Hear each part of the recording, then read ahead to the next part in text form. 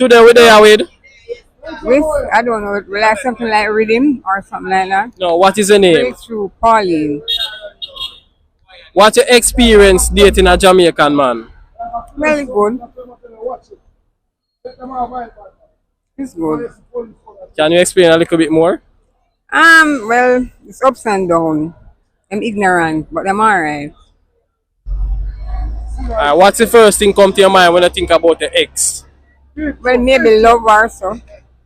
But it seems like you have very good experience with men, man. I'm a married person, you know, So how long you married for? for 20 odd years. That's good. My husband don't live here.